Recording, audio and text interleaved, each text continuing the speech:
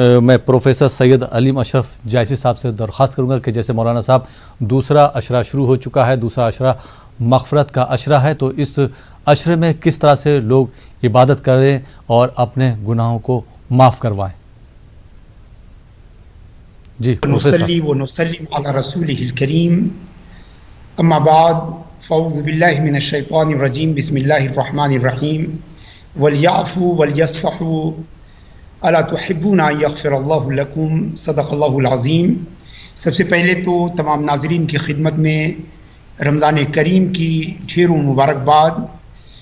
اللہ تبارک و تعالی ہم سب کے روزوں کو اور عبادتوں کو شرف قبولیت عطا فرمائے، آمین۔ اور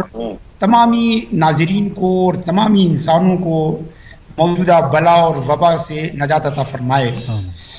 حضرات ناظرین کرام، یہ رمضان کا دوسرا عشرہ ہے اور حدیث شریف میں فرمایا گیا ہے کہ اوسطہ المغفرہ، کہ رمضان کا جو دوسرا عشرہ ہے وہ عشرہ مغفرت ہے، یعنی اس میں اگر بندہ جو ہے حق تعالیٰ کی عبادت کما حق کرے اور اس کی اطاعت کا پوری طرح سے حق ادا کرے تو وہ مغفرت سے سرفراز ہو سکتا ہے، اسے مغفرت جو ہے وہ حاصل ہو سکتی ہے۔ اور حضرات ناظرین کرام، یہ مغفرت جو ہے یہ بڑی اہم ہے، اور یہ عشرہ جو ہے ہمیں اس بات کی تعلیم دیتا ہے کہ ہم اللہ سے اگر مغفرت چاہتے ہیں تو اللہ تعالیٰ کے بندوں کو ہم معاف کریں۔ چنانچہ اس آیت میں کہا جا رہا ہے وَلْيَعْفُوا، چاہیے کہ وہ بندوں کو معاف کریں، لوگوں کو معاف کریں، وَلْيَصْفَحُوا، اور لوگوں کی جو ہے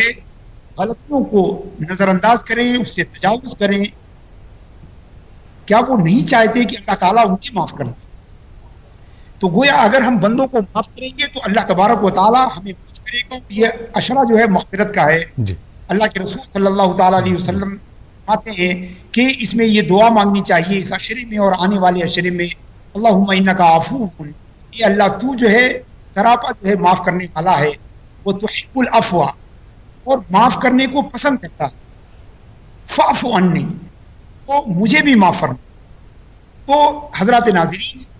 اللہ کے رسول صلی اللہ علیہ وسلم کی اس حدیث میں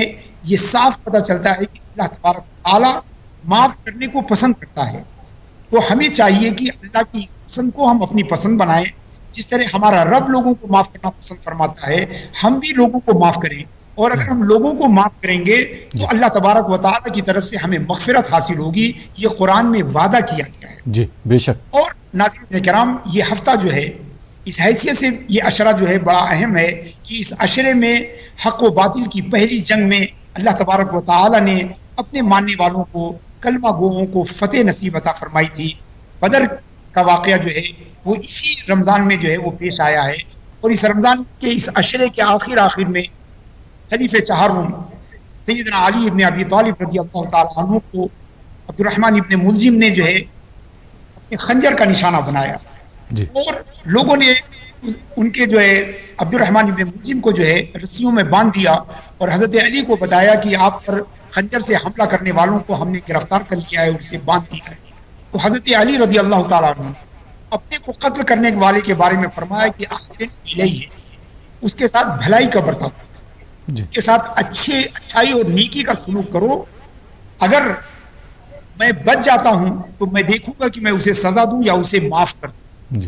اور اگر میں نہیں بچتا ہوں تو تم میرے بدلے میں اسے صرف قتل کرنا، ولا تعتدوا، اور اس پر زیادتی مت کرنا، ان اللہ لا يحب المعتدین، بے شک اللہ تعالیٰ زیادتی کرنے والوں کو ناپسند کرتا ہے۔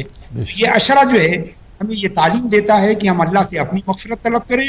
اور اللہ کے بندوں کو معاف کریں جن سے ہم ناراض ہیں، جن سے ناخوش ہیں، جنہوں نے ہمارے ساتھ زیادتیاں کی ہیں، ایسے تمام لوگوں کو جو ہے ہم معاف کریں، کیونکہ قرآن کہہ رہا ہے کہ اگر ہم بندوں کو معاف کریں گے تو رب تبارک و تعالیٰ ہمیں معاف کرے گا۔ لہٰذا اس عشرے کا عبادت کے ذریعے، اللہ کی سے تقرب حاصل کرنے کے ذریعے اس عشرے کو گزاریں،